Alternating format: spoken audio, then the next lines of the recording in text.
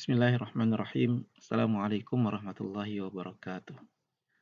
Apa kabar anak-anakku sekalian? Generasi berkualitas Madrasah Sanawiyah Terpadu Mardatillah. Ya, di kesempatan ini jumpa lagi sama Pak Udin. Hari ini Pak Udin akan memberikan kalian layanan BK dengan topik yang sedang hangat-hangatnya pada tanggal 17 Juli 2020 ini, yaitu topik kalau kalian baca atau mengamati media sosial atau media elektronik lainnya seperti televisi maupun mungkin koran juga ada yang mengangkat media ini, yaitu tentang Joko Chandra ya. Ya ini mungkin tidak penting bagi kalian, akan tetapi hanya untuk menambah wawasan saja bahwa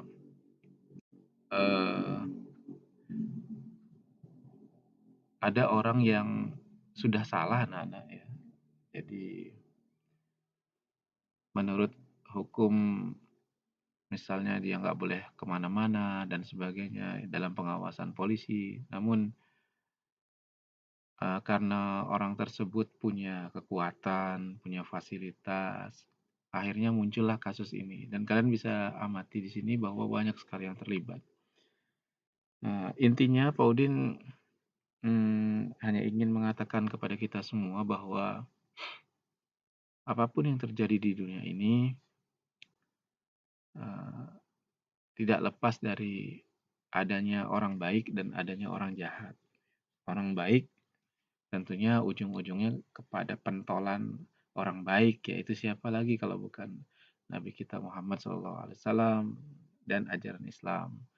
Namun orang jahat, ya siapa lagi yang menjadi pentolan orang jahat kecuali dialah yang paling jahat, yaitu iblis dan tentara-tentaranya. Bahwa mereka semua itu akan saling tolong-menolong. Sebagaimana orang baik saling tolong-menolong sesama mereka, maka orang jahat juga sangat mungkin saling tolong-menolong sesama mereka. Itulah kesimpulan rumus kehidupan dunia yang kita ambil dari kasus-kasus ini.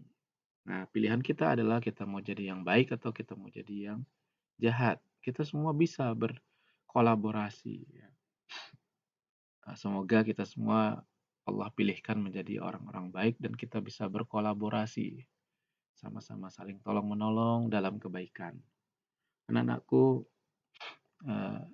dalam kesempatan ini Paudin ingin mengingatkan kembali ayat dalam surah Al-Ankabut, yaitu ayat ke-41 ya. Yang ini juga menjadi alasan kenapa surah ini dinamakan Al-Ankabut, yaitu surah tentang laba-laba. Jadi kalian bisa lihat di sini ya, Paulin geser kursornya di sini. Ini adalah bunyi ayatnya, yaitu a'udzubillahi minasyaitonirrajim.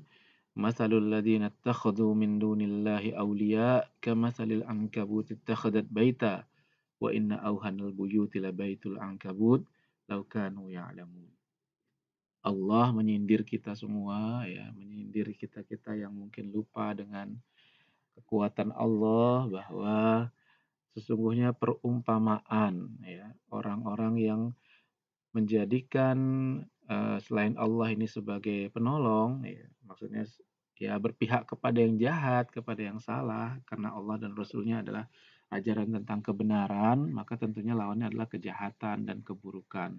Kalau mereka memihak kepada hal itu dan meninggalkan Allah, maka kata Allah itu seperti orang yang seperti laba-laba, mohon maaf, seperti laba-laba ankabut yang sedang membuat rumah atau membuat sarang.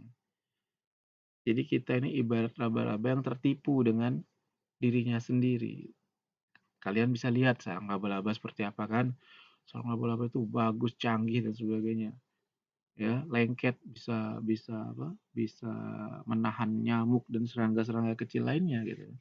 Akan tetapi Allah katakan di sini bahwa sesungguhnya rumah yang paling auhan atau yang paling lemah gitu ya, adalah rumahnya si laba-laba.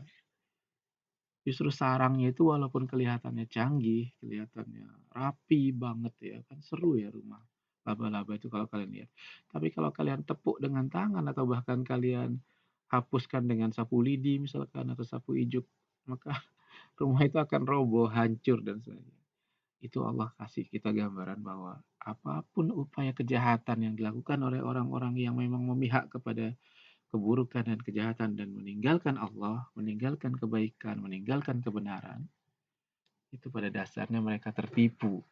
Mereka menyangka tipu daya mereka adalah tipu daya yang canggih, yang hebat, yang tidak akan bisa dikalahkan. Tapi Allah bilang bahwa inna auhanal buyut la baitul ankabut. Sesungguhnya rumah yang paling uh, lemah, yang paling gampang hancur adalah rumahnya laba-laba. Lau kanu ya'lamun. Sekiranya mereka itu mengetahui. Jadi anak-anakku sekalian, kita akan buktikan bahwasanya semua yang berpihak pada kejahatan pada akhirnya pasti akan kalah di tangan Allah. Pada akhirnya kebenaran akan menang. Dan mari anak-anakku sekalian, semoga kita selalu menjadi orang-orang yang berpihak pada kebenaran, bukan kepada kejahatan. Nah, itu saja mungkin yang bisa Pak Udin sampaikan. Mudah-mudahan bermanfaat. Bapak akhiri, Assalamualaikum warahmatullahi wabarakatuh. Salam generasi berkualitas Madrasah Sanawiyah Terpadu Martotillah.